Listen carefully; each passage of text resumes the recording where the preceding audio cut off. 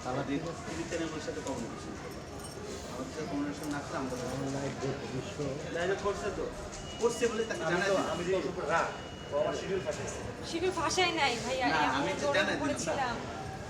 কারণ তোমার পথ শুরু অনেক জি জি আমাদের দিয়ে তোমাকে দেখলেন না আমার আম্মু এত অসুস্থ বাসায় আসলে ওভাবে ইন্টারভিউর আমরা ব্যবস্থা তেমন করি না বাট এবার থেকে খুব ইম্পর্টেন্ট হলে ওকে ফাইন বাসায় চলে আসাটা না খুব ইম্পর্টেন্ট বলতে টপ চ্যানেল যেগুলো হ্যাঁ, সেগুলো প্রায়োরিটি দিতেই হবে। আমি প্রায়োরিটি দিচ্ছি সবাইকে তো মানুষ সবাইকে খুশি করতে পারে না। বাট ভালো যারা জি, 2 জি, 3 জি। 4 5 জন তারা সময় একটা না আমি তো বারবারই বলছিলাম যে আমি এবং ওই দিন ছাদিকে সবার আগে বলছি যে আমি আপনাকে ফাঁসাইছি আমি আগে আপনার ইন্টারভিউটা দিয়ে নেই এটা মানুষ তো মানে ওকে চলে চলেন চলেন যা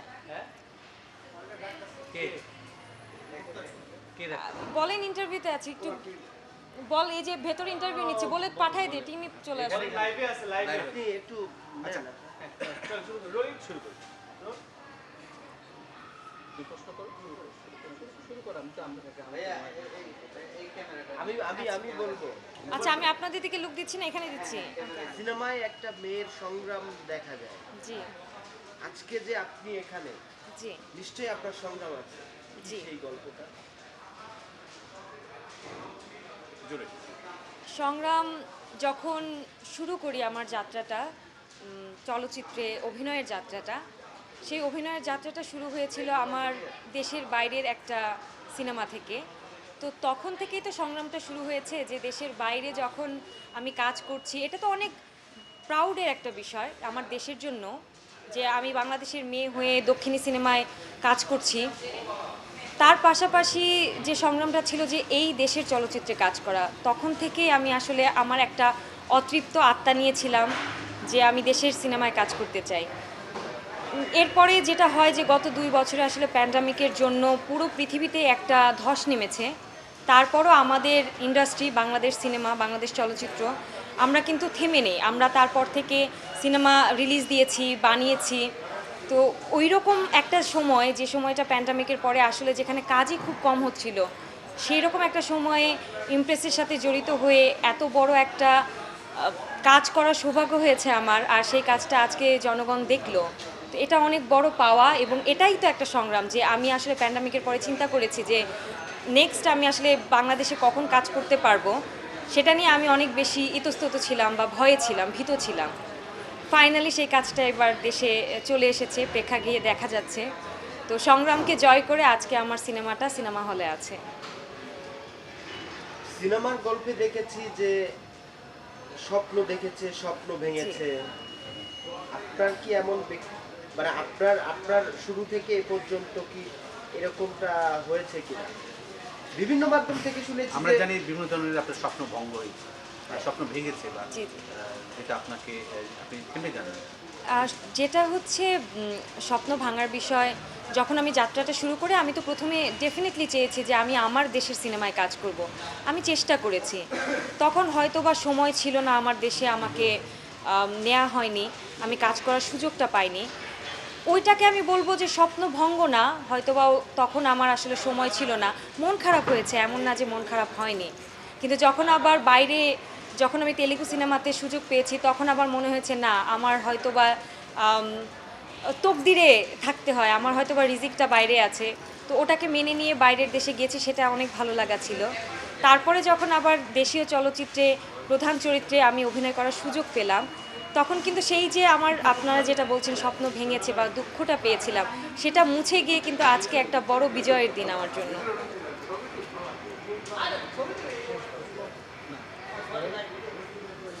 এখন কথা হচ্ছে কি কিছু না। আপনারা যে বললেন না এখানেই দিতে আমি ওখানেই দিচ্ছি হ্যাঁ রিল্যাক্স তারপর যাবে তোকে বলে তোকে ভিতরে আছে ভিতরে ইন্টারভিউ নিচে আছে ভিতরে আচ্ছা interview আছে। আচ্ছা এখন হচ্ছে যে মিলন স্যার যে সবই তো বাংলা সিনেমায় শুরু বা আপনি মনে হয় না যে এখন আর বাধা আসবে আমার কাছে মনে হয় যে সব কিছু একটা ফ্লো থাকে এই তো যাত্রাটা শুরু হলো আমার মনে হয় যে আমি অনেক ভালো কাজ করতে পারবো এবং অনেক ভালো কাজ করব। যদি তার মাঝখানে কোনো কারণে বাধা আসে সেটাকে নিয়ে আসলে দুঃখ করে বসে থাকবো না আমি সামনে এগিয়ে যাওয়ার জন্য যতটুকু পরিশ্রম করা দরকার কষ্ট করা দরকার আমি করব।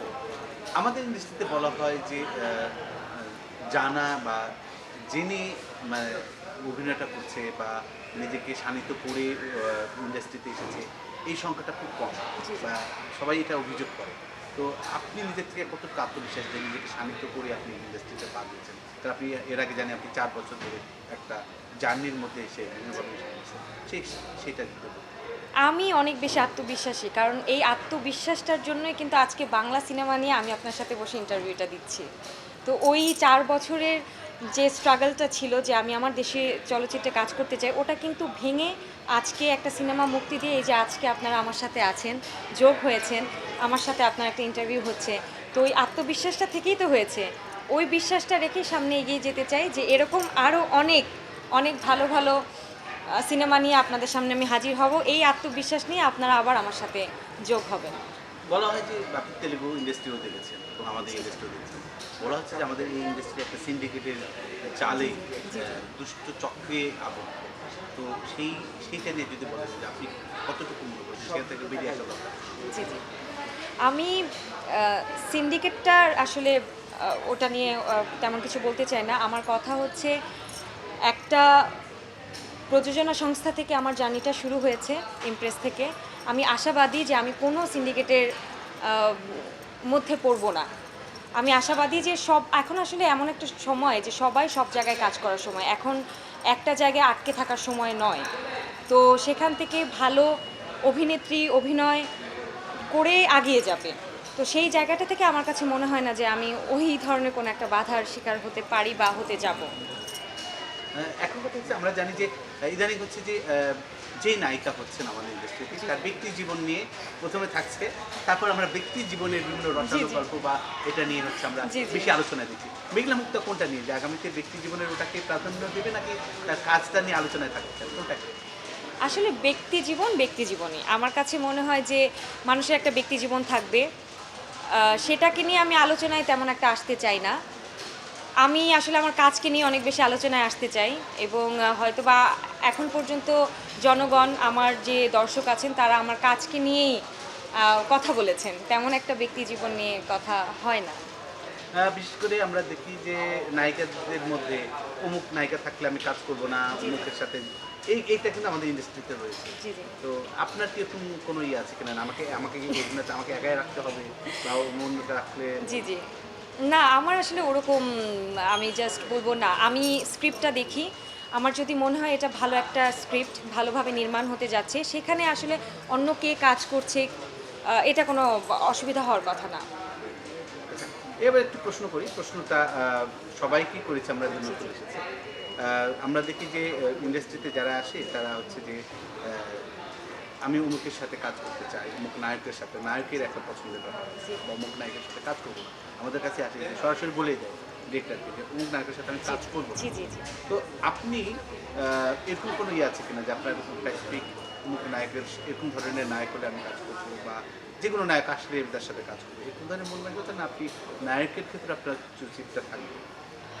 আমি আসলে ওই যে বললাম যে আমার সাথে কে কাজ করছেন বা কোন নায়িকা আছেন, আপনি কিছুক্ষণ আগে প্রশ্ন করেছিলেন।